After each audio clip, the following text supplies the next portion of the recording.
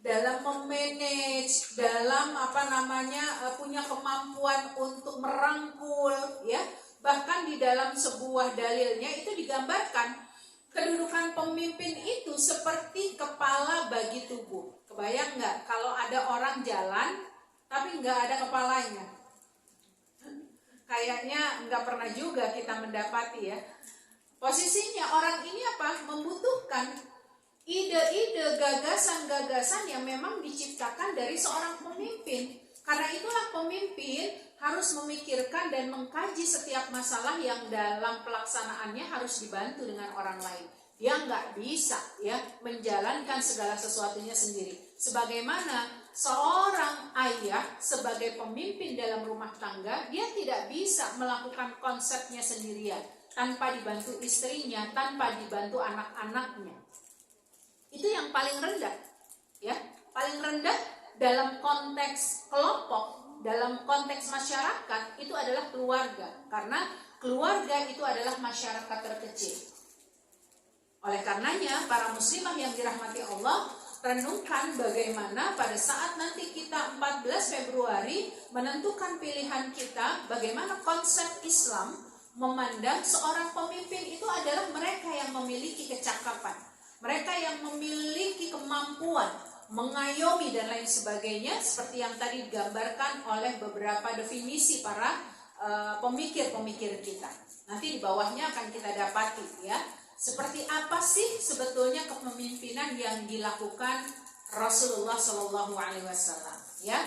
Baik, yang pertama, ibu-ibu yang dirahmati Allah dan para muslimah yang dicintai Allah Subhanahu Wa Taala, kebiasaan Rasulullah Shallallahu Alaihi Wasallam itu melakukan apapun pasti dengan cara musyawarah.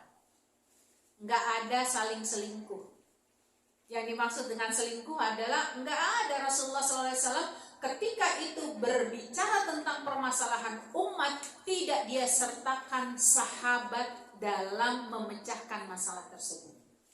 Walaupun kriteria sebagai Rasulullah SAW sebagai utusan Allah nggak perlu musyawarah pun bisa.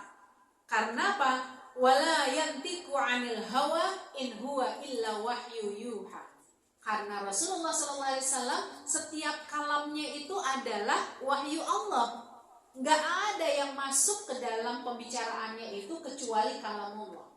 Nggak ada dia turut campurkan itu hawa nafsu. Menunjukkan Rasulullah SAW adalah basyariyah, manusia sama kayak kita. Karena sama kayak kita, gitu ya, Rasulullah SAW butuh orang-orang yang kompeten untuk apa? Memberikan input, masukan, ya, dari apa yang akan dia selesaikan dari wahyu-wahyu Allah Subhanahu Wa Taala. Masya Allah, berarti para muslimah yang dirahmati Allah, kalau kita ketemu dengan gaya di negeri kita ini kan ada kabinet, ya. Jadi kalau presiden itu ada kabinet-kabinet. Tapi nggak sedikit kabinet-kabinet itu yang posisinya dicocok hidung. Aja gitu. Sehingga apa? Ide-ide brilian, ide-ide dan gagasan-gagasan yang bagus untuk memberikan pesan bahwa Indonesia ini bisa loh menjadi lebih baik. Kenapa? Gemah ripah loh jinawi yang ada di Indonesia ini luar biasa. Ya, alhamdulillah Allah izinkan saya mendapatkan kesempatan untuk melanglang buana di seluruh Indonesia, gitu ya, untuk melakukan safari dakwah. Dalam kondisi ini betapa besarnya karunia Allah terhadap kita di Indonesia. Lautnya, tanahnya, kebunnya, sawahnya, ya. Dan sampai-sampai saya harus mengurut dada ketika saya diundang Gorontalo sekitar 6 tahun yang lalu, gitu ya. Dan masih sama dengan yang baru saja terjadi, ya. Saya baru dari NTT juga. Itu kebanyakan pantai-pantai itu sudah dibeli. Yang beli siapa? Bukan orang kita. Kenapa? Karena mereka ingin mengambil aset ikan-ikan yang bagus. Kalau kita kan makan ikan udah berpuluh-puluh kali mati. Benar nggak?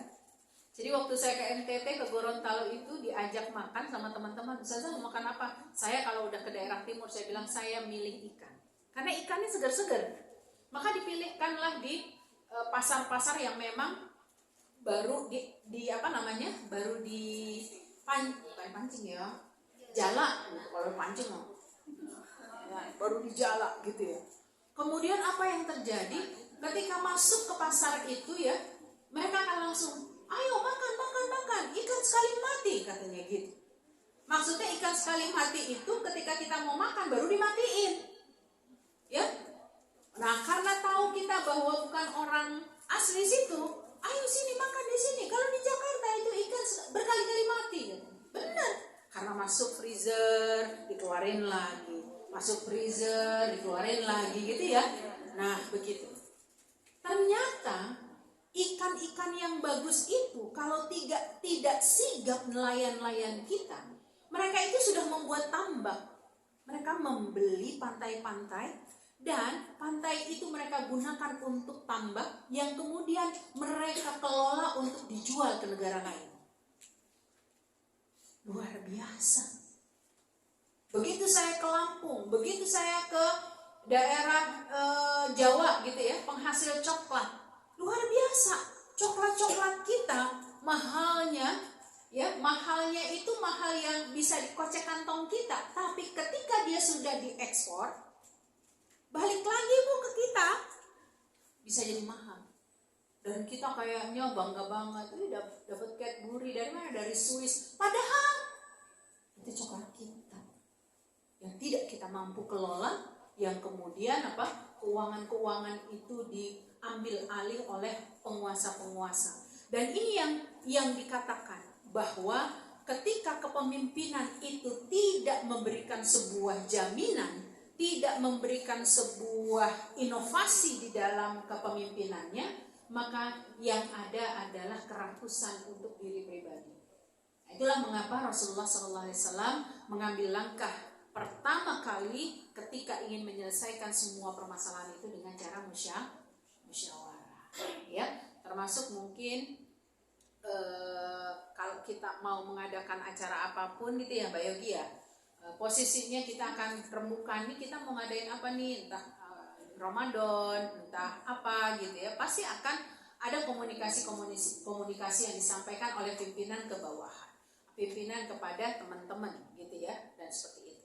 Kemudian yang kedua, Rasulullah SAW menjalankan kepemimpinannya dengan cara apa? Membagi tugas.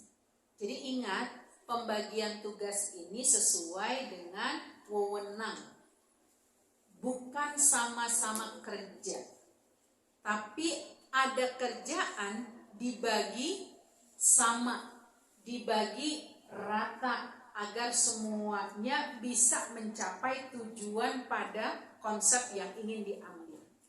Contoh kita, ya, kerja di rumah, ya, semua pengennya apa? Yang gampang, nyapu aja, buang sampah aja. Sementara yang ngepel nggak ada, yang nyuci nggak ada, gitu ya. Kalau untuk urusan perempuan, ini kita bicara tentang masalah perempuan. Berarti apa? Akan terbengkalai. Nah, begitu juga dalam konsep pembagian tugas di negeri kita. Ini ada konsep siapa yang menguruskan tentang pendidikan, siapa yang mengurus tentang kemaritiman, siapa yang mengurus tentang masalah kelautan, kan begitu. Semua dibuat dalam rangka apa? Untuk memberikan tanggung jawab terhadap apa yang menjadi ranah dari para Dewan Menteri. Tapi kenyataannya ketika tidak masuk di sana orang-orang yang profesional, orang-orang yang memang memiliki kapabilitas yang baik, maka yang terfikirnya adalah bagaimana membuat konsep bukan bernegara, tapi bagaimana membuat konsep untuk satu lingkungan hidup. Kan beda. Ketika kita berbicara tentang keluarga, pasti ruang lingkupnya lebih kecil. Ketika kita bicara tentang RT, agak sedikit melebar. Terus melebar sampai kepada tingkat kepemimpinan paling tinggi di negeri kita ini adalah presiden. Nah ini, jadi nanti kita akan temui bahwa bagaimana konsep Rasulullah SAW itu membagi tugas. Ya, membagi tugas kepada para sahabatnya. Siapa untuk urusan berperang diserahkan kepada siapa? Siapa kalau berbicara tentang masalah keuangan? Siapa yang diamanahkan untuk berbicara tentang masalah perkebunan? Gitu ya. Itu di masa Rasulullah SAW dibagi. Jadi jangan kita anggap di masa Rasulullah SAW itu hanya bicara tentang konsep perang. Gitu ya. Tapi bagaimana Rasulullah SAW itu punya perdana menteri yang mereka itu adalah orang-orang yang berkomitmen untuk menjalankan apa yang digambarkan dalam Islam ketika mereka menjadi seorang pemimpin. Baik, ya. Kemudian yang ketiga, memberikan penghargaan. Penghargaan yang sifatnya sewajarnya. Tapi masalahnya di kita nggak boleh pejabat ya gitu ya menerima tip, ya nggak boleh menerima amplop gitu ya. Ya emang gak terima, tapi transferannya banyak. Sehingga kita dapat apa? Korupsi di mana-mana. Gitu. Saya ingat ada seorang teman, mungkin kalau saya menceritakan, saya punya guru ya, namanya beliau itu termasuk anggota dewan sebelum wafatnya. Beliau itu pernah cerita kepada saya, Sin, Masya Allah luar biasa ketika berada di lapangan anggota dewan ini. Apa yang dia ceritakan? Luar biasa. Duit 2M itu sudah ada di atas meja. Untuk merubah apa? Merubah kebijakan. Jadi waktu itu ada kebijakan ya sebelum ini gitu ya, sebelum berapa tahun yang lalu lah, kurang lebih 10 tahun yang lalu. Ini cerita kurang lebih 10 tahun yang lalu. Konsep di mana kita ingin memperjuangkan masalah pendidikan yang dananya harus di atas berapa triliun. Tapi karena beliau ini seorang diri di fraksi tersebut, ya di dalam apa rapat paripurna itu, gitu ya. Apa yang terjadi? Dia harus sholat, harus izin sholat karena waktu udah mepet mau menjelang maghrib. Bayangin belum sholat asar. Bismillah dia tinggalkan karena dia harus lebih mendahulukan Allah, kan begitu ya. Tinggal kurang lebih setengah jam lagi sudah mau maghrib gitu. Dia tinggalkan. Apa yang terjadi? Kebijakan berubah. Ya, kebijakan berubah. Begitu kebijakan berubah, tiba-tiba dia apa? Di atas mejanya itu sudah ada uang. Udah terima. Nah, kalau kita tidak kuat-kuat iman, ya. Dana-dana ini akan berseliweran. Bukan cuma dari kalangan orang-orang awam seperti kita, masyarakat-masyarakat umum seperti kita. Orang-orang yang memang duduk di sana pun ya menjadi anggota dewan, mereka yang duduk di aparat-aparat pemerintahan, ketika mereka tidak siap, maka mereka mudah sekali tergiur. Ya. Ini banyak banget cerita-cerita ya bagaimana teman-teman kami ya, karena kami sama-sama sebagai dai ya, tugas kami adalah menyampaikan, tugas kami adalah berdakwah.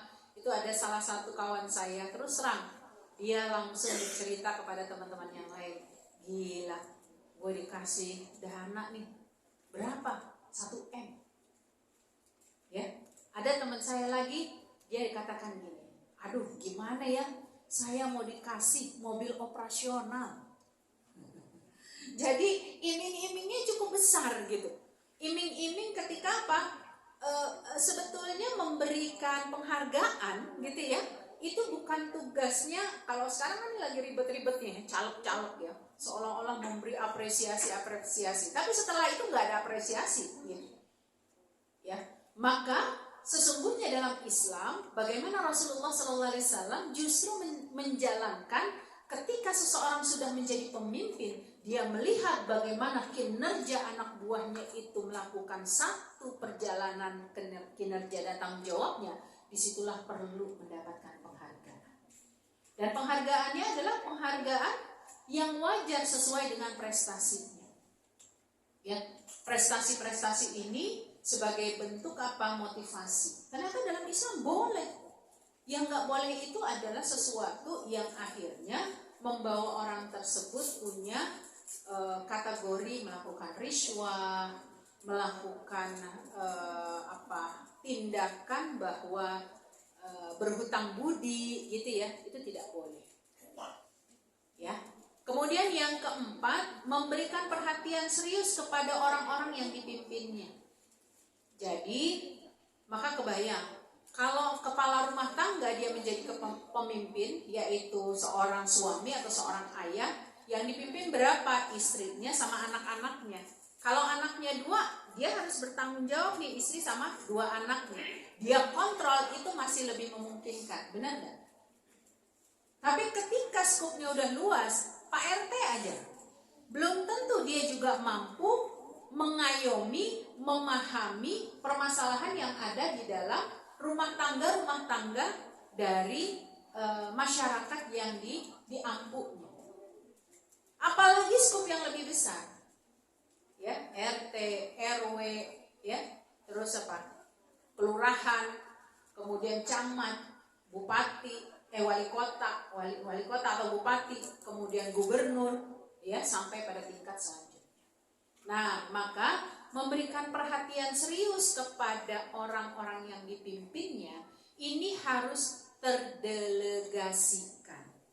Kalau di kita, ya tadi ada kementerian-kementerian khusus, dialah yang punya tugas, dialah yang punya wewenang, ya, untuk menjalankan apa yang menjadi tanggung jawabnya dari hasil syura, dari hasil musyawarah yang dilakukan. Nah, ini yang dilakukan oleh Rasulullah. Jadi nggak semena-mena. Rasulullah SAW menjadi seorang pemimpin, apalagi sekali berrasulullah, ya, beliau adalah utusan Allah. Ya, nggak ada istilah kalimat pokoknya, yaitu nggak ada. Ya. Kemudian yang kelima, memberikan arahan, bimbingan, dan rangsangan untuk mandiri. Ini konsep yang dilakukan oleh Rasulullah SAW. Jadi kalau beliau menjadi seorang pemimpin, beliau ingin orang lain pun bukan hanya siap dipimpin, tapi mereka harus dipersiapkan menjadi pemimpin. Jadi kebayang, ya, memberikan transfer, transfer bukan transfer uang, tapi transfer motivasi, transfer pemahaman agar kamu siap semuanya menjadi seorang pemimpin. Kebayang ada seorang laki-laki muda berusia 17 tahun. Saat itu Usamah bin Zaid masih berusia 17 tahun, yang kemudian Rasulullah memintanya untuk menjadi panglima, menggantikan Khalid bin Walid. Padahal Khalid bin Walid itu, kalau dia menjadi panglima perang, itu sampai-sampai para sahabat ngomong, alah, kalau peperangan di mana-mana ada Khalid pasti menang, gitu. Berarti sangat ketergantungan banget gitu sama Khalid bin Walid ini, dan sangat ekspresif banget ngikutin peperangan yang dikomandani oleh Khalid bin Walid. Namun keinginan Rasulullah ini belum tersampaikan sampai akhirnya Rasulullah SAW wafat. Maka pada saat masa pengganti Rasulullah, yaitu Abu Bakar As-Siddiq, maka diangkatlah Usamah ini menjadi panglima. Wah, itu sempat ada yang komplain. Apalagi di masa siapa namanya, Umar, pengganti Abu Bakar. Karena Abu Bakar itu menjabat cuma 2 tahun. Ya. Abu Bakar ini menjabat cuma 2 tahun, wafat, langsung digantikan Umar. Kurang lebih 12 tahun ya menjabat. Nah, pada saat waktu Umar itu langsung tergantikan yang namanya Khalid bin Walid dengan Usamah. Wah, yang main komplain, ini nggak pakai otak apa nih, gitu ya. Padahal udah bagus banget, bla bla bla bla bla. Ternyata ada unsur di mana jangan sampai orang itu punya kelemahan dalam memandang orang lain hingga seperti menuhankannya. Itulah yang diminta oleh Rasulullah SAW.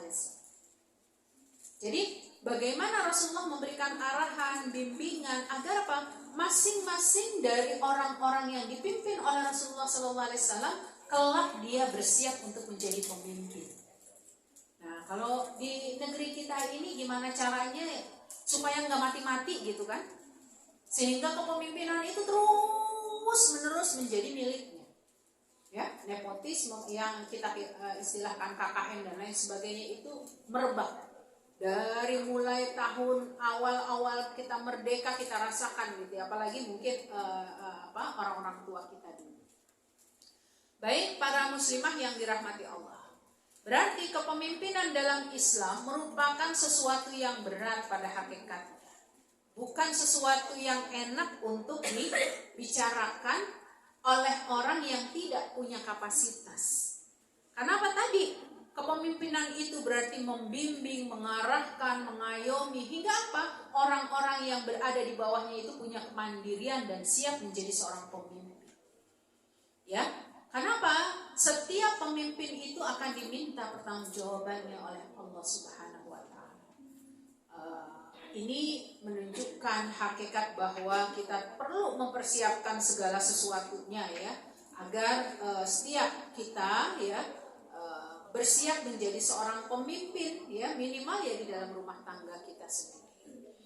Nah, mungkin saya ingin menambahkan, memilih dan mengangkat seseorang menjadi pemimpin harus dilakukan dengan selektif sesuai dengan arahan agama. Kita sebagai seorang muslim sudah ada kriterianya. Ya, bagaimana sih perlu kita memilih pemimpin dalam agama kita? Yang pertama, mereka itu adalah orang-orang yang memiliki akidah yang kuat dan kokoh. Mohon maaf, saya harus menyampaikan. Kadang, mohon maaf sekali lagi, di antara masyarakat muslim selalu ada yang berkomentar, kenapa sih kita nggak milih yang no aja, walaupun dia non muslim, kan tapi dia lebih bagus, lebih macam-macam gitu ya, daripada yang muslim tuh dia korupsi. Di negeri kita ini memang kebetulan mayoritasnya muslim, begitu kan? Ditambah lagi kita masih diperlihatkan kontestan-kontestan yang muslim, maka menjadi rujukan awal seorang muslimlah yang harus kita pilih. Ya, kenapa? Karena ada sesuatu yang sudah dilabelkan oleh Allah. Nggak boleh kita memilih orang di dalam luar, bukan luar kita, tapi luar agama kita. Ya, nanti dalam konsep fikih akan kita temui, ya kayaknya mah dua-duanya kagak ada levelnya nih, gitu misalnya. Tapi kita ada prinsip fikih, akhafu darurain, ambil yang paling ringan mudorotnya nih dari seorang pemimpin ini. Dua-duanya sebenarnya kurang baik gitu ya, tapi ambil yang kira-kira pemimpin ini enggak membuat kebijakan-kebijakan yang memudorotkan masyarakat misalnya seperti itu. Nah, itu konsep. Tapi kalau kita udah di hadapan kita itu ada pemimpin yang memiliki akidah yang kuat, akidah yang kokoh, kemudian ditambah lagi memiliki pemahaman Islam yang baik, gitu ya, maka nggak ada lagi pilihan itu. Udah, bismillahirrahmanirrahim. Kenapa? Para muslimah, ketika kita mencoblos nanti di tanggal 14 besok, kita pun akan diminta pertanggungjawaban oleh Allah. Ya, kita pun akan diminta pertanggungjawaban oleh Allah. Nah, kemudian yang ketiga, dalam Islam ini memiliki daya ingat yang kuat, cerdas, wawasan luas, berpandangan ke masa depan yang lebih baik. Ini ada hadisnya. Cuma karena saya baru ngerjainnya tadi malam, hadisnya belum bisa saya masukkan gitu ya. Nanti insya Allah saya mungkin bisa tambahkan ya kepada Mbak Yogi. Jadi ternyata di dalam Islam itu konsep pemimpin punya daya ingat yang tinggi, punya kecerdasan yang kuat gitu ya, itu bukan satu hal yang main-main gitu. Berarti kita dapati khalifah ya, 4 khalifah setelah Rasulullah, Abu Bakar, Umar, Utsman, Ali, mereka adalah orang-orang yang memiliki abqariyun, kecerdasan yang sangat luar biasa. Karena yang dipimpin bukan satu umat. Bukankah Rasulullah SAW diutus untuk rahmatan lil alam? Jadi bukan ruang lingkup orang Arab Mekah doang, bukan ruang lingkup orang Madinah doang, enggak. Buktinya sampai hari ini kita ngedapati betapa nikmatnya kita mendapatkan nilai-nilai Islam sebab wahyu yang diturunkan oleh Allah kepada baginda Rasulullah SAW sampai kepada kita melalui jalur para ulama. Gitu. Ya, makanya mereka itu adalah orang-orang yang harus memiliki daya ingat yang kuat, cerdas, wawasan yang bagus dan lain sebagainya. Kemudian yang keempat dalam Islam, ya, ini arahan yang harus dihantarkan adalah para pemimpin itu harus memiliki kriteria sabar. Bayangin nggak kalau seandainya ya pemimpin belum apa-apa ngomel aja, gebrak meja aja, gitu ya. Terus apa? Kan kalau di tempat-tempat kita kerja, Bu, ya mohon maaf ya, biasanya kita yang nggak punya power di kantor itu, pasti kita akan punya kesempatan untuk disuruh-suruh lebih besar. Tanpa apa? Tanpa ada menghargai, tanpa ada empati, nggak peduli dia itu orang yang lebih tua dari kita atau tidak. Nah, di sini terbukti bagaimana Islam mempunyai konsep bahwa seorang pemimpin dia harus memiliki sikap sabar, penyantun, ramah dan lemah lembut. Kalau sudah dikatakan santun, maka dia akan memiliki konsep memuliakan yang lebih, menghormati yang lebih tua dan menyayangi yang lebih muda. Jadi konsep-konsep ini akan dibawa terus ya pada sosok kepemimpinan. Saya sering banget ya kalau lagi kemana-mana tuh sering diminta sama ibu-ibu majelis taklim kalau saya bawa tentengan, bawa tas, kalau pulang dari mana-mana kan suka dikasih entah makan gitu ya, pasti ada tentengannya lah gitu ya. Nah terus kemudian sini ustazah saya bawa, saya bilang begini, jangan dibawain, ntar dolar saya pada jatuh semua, saya bilang begitu. Tapi berapa banyak kalau kita jumpai, padahal ini sebenarnya untuk melatih kita. Karena kebiasaan kita ketika kita sudah memiliki sebuah potensi, waktu bulan lalu sudah saya sampaikan, setiap orang yang punya potensi, di situ ada titik kelemahan dia untuk bisa bersikap sombong. Jadi seorang pemimpin, jika dia tidak sabar dengan dirinya, dia akan menjadi orang yang memiliki tingkat kesombongan karena punya kedudukan tadi. Ya. Jadi wajar akhirnya apa? Dampak dari konsep seperti ini, apalagi kalau di negeri kita ada sistem protokoler. Saya Bu, kalau acara-acara dengan kementerian, bahkan sampai waktu itu kita mengundang wakil presiden, itu protokolernya luar biasa. 2 jam harus steril, ya, nggak boleh masuk gitu ya. Terus bla bla bla lah, macam-macam protokolernya. Yang duduknya di sini. Ternyata itu bisa kita lakukan ketika apa? Ketentuannya udah ditetapkan kan begitu. Tapi masalahnya ketetapan-ketetapan itu karena manusia yang buat merugikan atau tidak. Ya. Jadi ini ibu-ibu ya, para muslimah yang dirahmati Allah, ternyata untuk memilih seorang pemimpin itu kita lihat bagaimana kesantunannya, bagaimana kelemah lembutannya, kesabarannya, walaupun ya tidak mungkin semua sifat ini ada, tapi paling tidak pemimpin-pemimpin seperti ini akan terlihat dalam kebiasaan sehari-hari.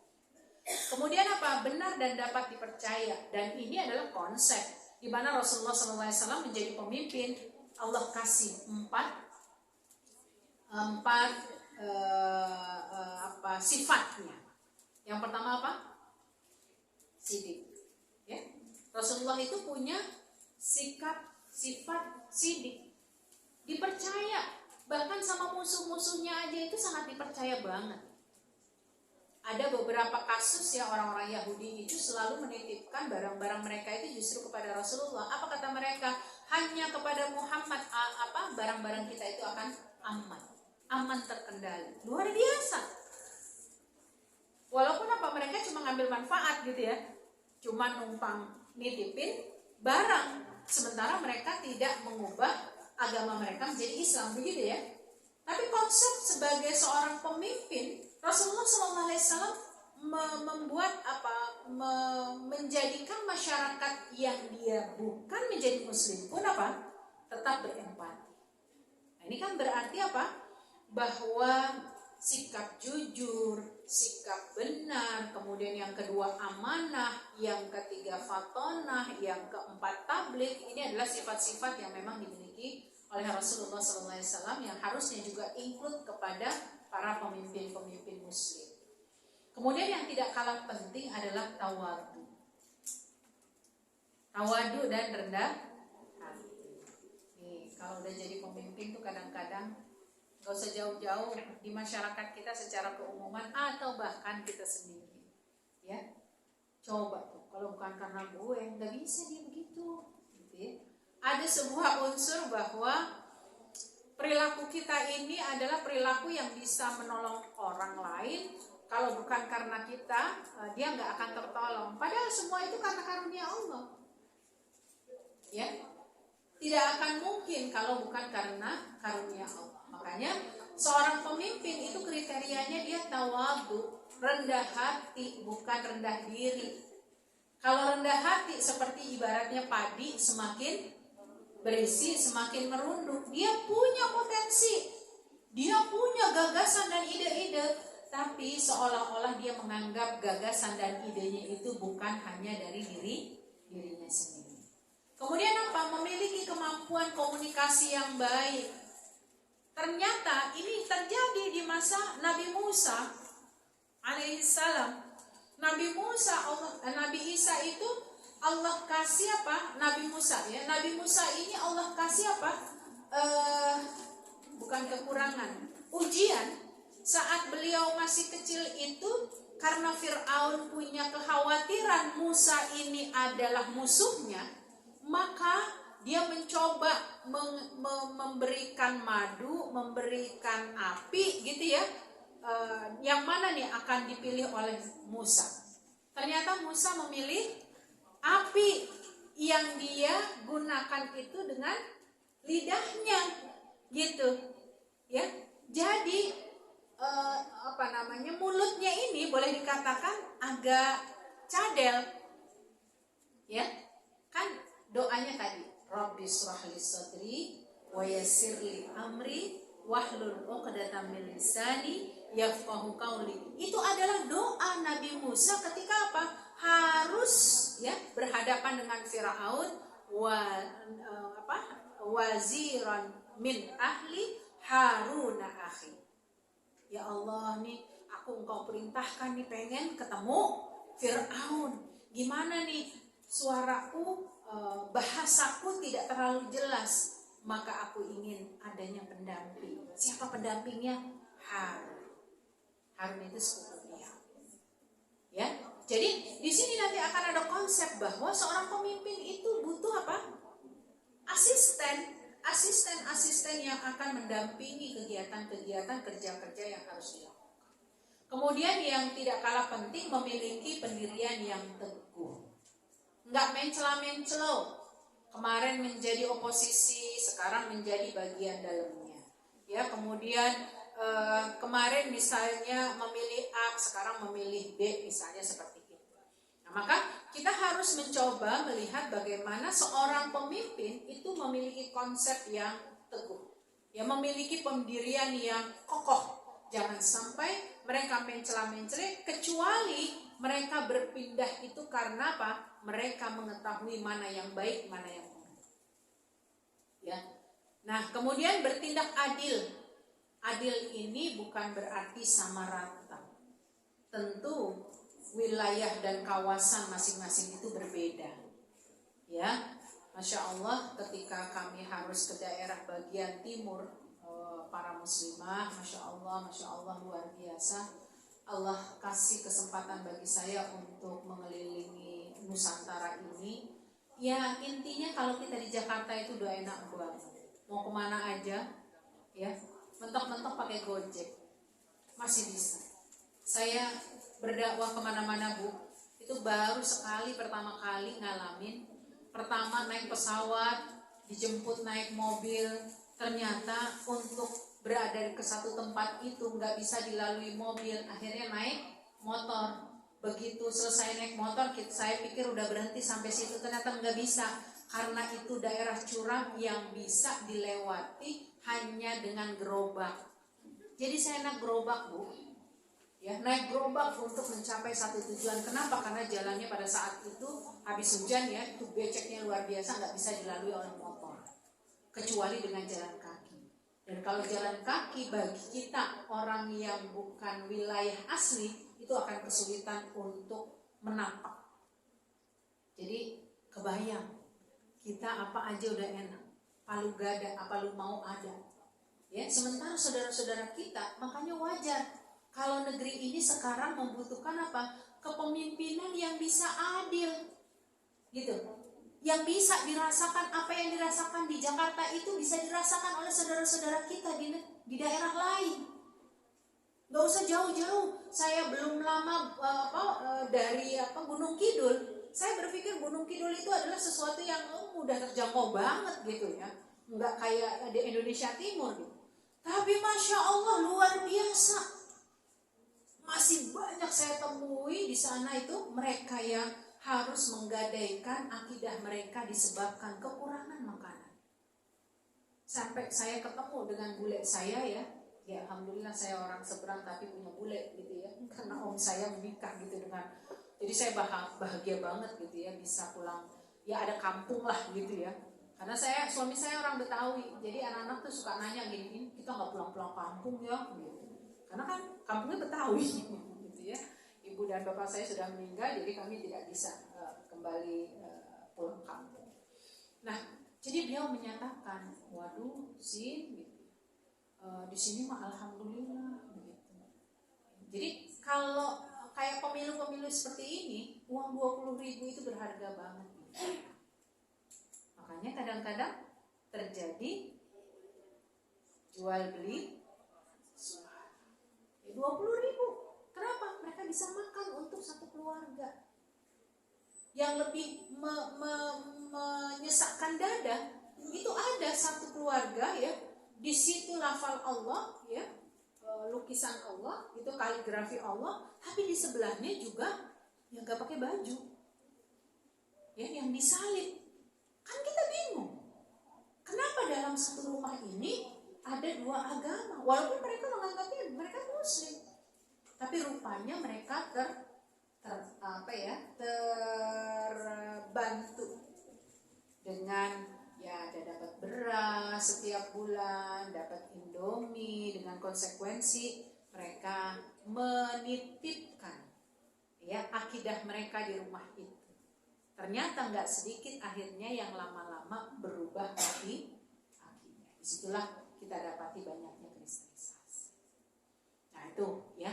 Kemudian apa? Optimis. Seorang pemimpin itu harus optimis.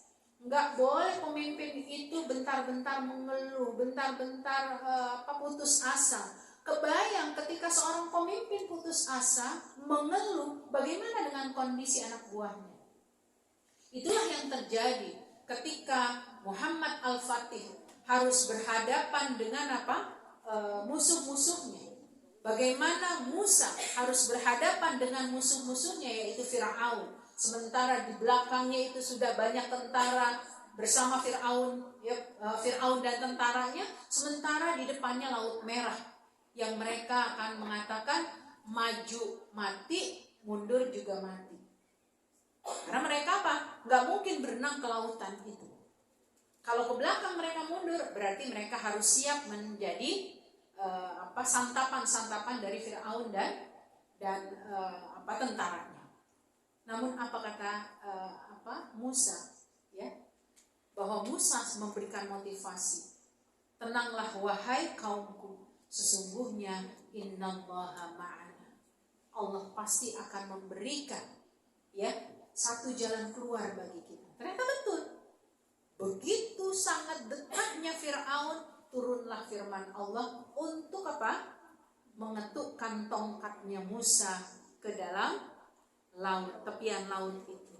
Dengan serta-merta terbelah laut itu, kemudian Nabi Musa dan pengikutnya ya itu bisa melewati. Begitu sudah melewati, maka Nabi Musa alaihissalam kemudian menutup kembali laut yang terbelah. dan tenggelamlah Fir'aun. Gitu ya. Walaupun kita temui Fir'aun itu sekalipun tenggelam, tapi Allah ingin memperlihatkan bagaimana tenggelamnya Fir'aun itu yang akhirnya ditemukan menjadi mumi. Ya, makanya wajar akhirnya banyak orang yang tetap simpati, tetap merasa nyaman gitu ya menjadi Fir'aun. Karena seolah-olah Fir'aun itu walaupun mati tetap diabadikan. Kemudian yang terakhir, selain dia optimis, fisik yang sehat ya. Nah, makanya kita dapati pasti pemimpin-pemimpin yang seperti ini akan memiliki jiwa kepemimpinan. Pasti. Kenapa? Karena punya perencanaan yang baik, pengorganisasian, pemetaan gitu ya, pemetaan dalam kepemimpinannya, kemudian pelaksanaan aktivitas dengan cara mendelegasi dan lain sebagainya. Dan yang tidak kalah penting adalah controlling ya. Makanya wajar kalau hari ini di negeri kita betul-betul carut marut dan kita berupaya berdoa kepada Allah agar negeri kita di 2024 wabil khusus pada tanggal 14 Februari mendatang itu akan Allah kirimkan ya seorang pemimpin yang memiliki kriteria yang baik ini sehingga Indonesia mendapatkan baldatun thayyibatun wa rabbun ghafur. Pemimpin yang bisa mengubah negeri ini yang hutangnya udah 800 triliun. Jadi kalau diasumsikan negeri kita terdapat 280 juta manusia, satu kepala kita ini sudah terbebani ya 28 juta per orangnya. Ya, belum lagi yang masih kecil-kecil, masih orang-orang itu semuanya sudah terbebani 28 juta. Ya, sementara masyarakat kita dipenuhi dengan kemiskinan. Ya, begitulah hakikat kepemimpinan ya, karena pemimpin itu memiliki tanggung jawab, kepemimpinan itu adalah pengorbanan, kepemimpinan itu adalah kerja keras, kepemimpinan itu adalah melayani, dan kepemimpinan itu adalah keteladanan. Siapakah orang-orang yang ingin kita hadirkan memiliki jiwa kepemimpinan seperti ini? Ada di dalam tangan, hati, dan pikiran para muslimah semua. Mudah-mudahan kita satu visi, kita satu misi gitu ya, untuk bisa mendapatkan seorang pemimpin yang memiliki tanggung jawab yang baik, seorang pemimpin yang siap berkorban, siap melakukan kerja kerasnya, dan siap melayani umatnya, serta memiliki keteladanan untuk dia sampaikan, sematkan kepada masyarakat di sekitarnya. Wallahu a'lam bishawab ya, karena waktu juga mungkin kalau ada yang mau ditanyakan silahkan, waktu kita cuma tinggal 1 menit.